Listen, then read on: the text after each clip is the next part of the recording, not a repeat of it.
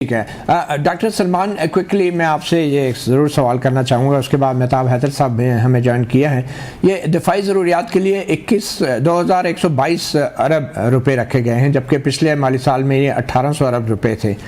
اس دفاعی بجٹ میں آپ اس کو اضافہ کہیں گے یا کیسے دیکھتے ہیں اس کو؟ دیکھیں، دفاعی بجٹ جب آپ کا ٹوٹل بجٹ جو ہے وہ تقریباً 25 سے 26 ہزار ارب کا ہوگا، جس میں سے 18,000 ارب فیڈرل گورنمنٹ خرچ کرے گی اور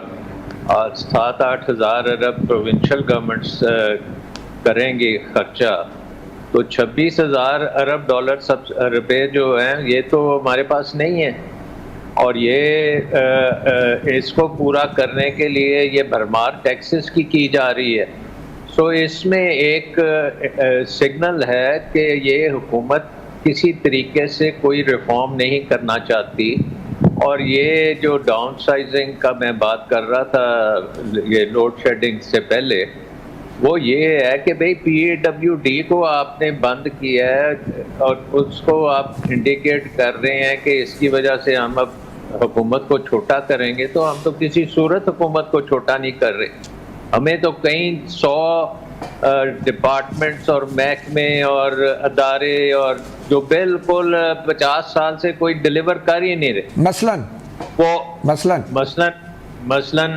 ایف بی آر، مثلاً پلاننگ ڈویژن، مثلاً کامرس منسٹری، مثلاً آپ کی پاور منسٹری، انہوں نے تو ہمارے لیے ایک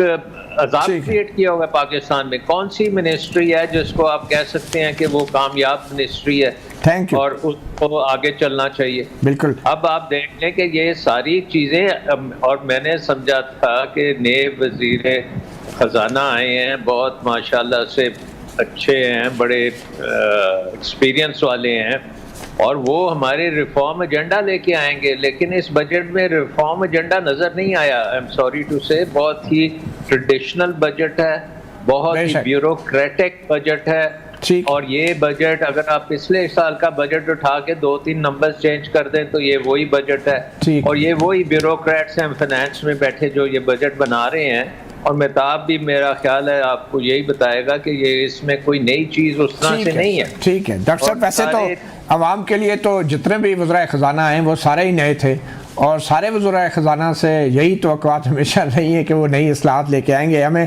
مہتاب حیدر صاحب، میں آپ سے جاننا چاہوں گا، جی جب میں وزیر خزانہ تھا پاکستان کی ایوریج گروتھ ریٹ 7% تھی، اور ایک سال میں ہم نے 9% کو بھی کراس کیا۔ بالکل صحیح۔ بہرحال مہتاب حیدر صاحب،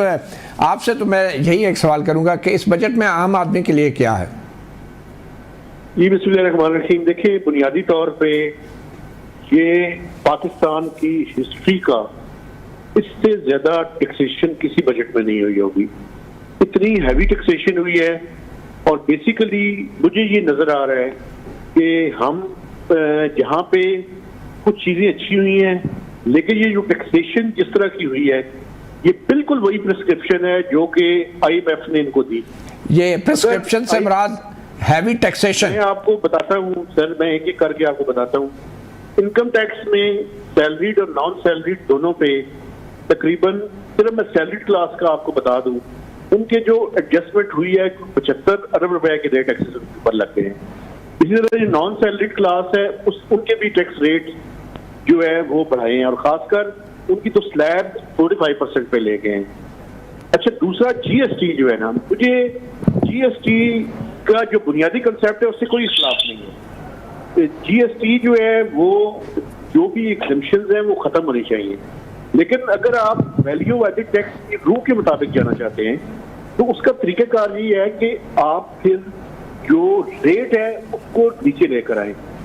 ہمیں یہ بتایا جا رہا ہے کہ آئی ایم ایف کا پریشر تو یہ بھی تھا کہ جی ایس ٹی کا ریٹ 18 سے 19% کر دیا جائے، حکومت نے وہ تو نہیں کیا، 18% ہی اس کو رکھا ہے، لیکن جتنی